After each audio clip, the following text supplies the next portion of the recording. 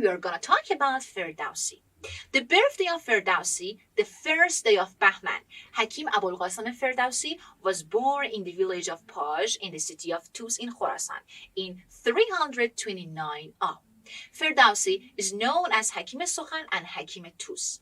In Iranian calendar, on May 25th is named as Ferdowsi Commemoration Day and maintenance the Persian culture and language. Ferdowsi is one of the great epic writers and composer of Shahnameh, national epic in Iran. According to some people, Ferdowsi was considered the greatest Persian-speaking writer who is famous in the world.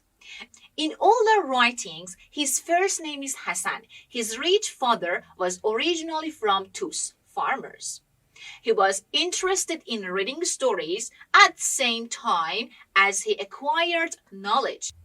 Ferdowsi, since he was a child, he saw what efforts the people around him were making to protect ancient values, and he himself learned science in such a context and became a hard worker of the same path. When Ferdowsi was young, he didn't need anyone because of his father's income, but he lost the property over time and became poor. Ferdowsi spent his childhood and youthhood during the Samanid period.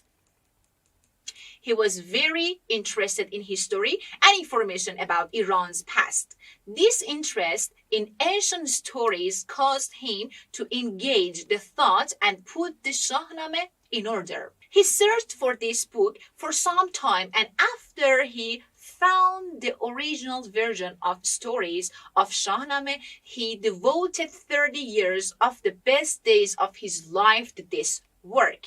Among the greatest writings of ancient Persian literature and the most famous poem of Ferdowsi, we can mention Shahnameh, which has about 60,000 verses in 3 parts: mythological, heroic, and historical. Among the narratives in this Shahnameh, we can mention romantic narratives such as a story of Zal and Rudabah, Sohrab and GardAfrid, and so on.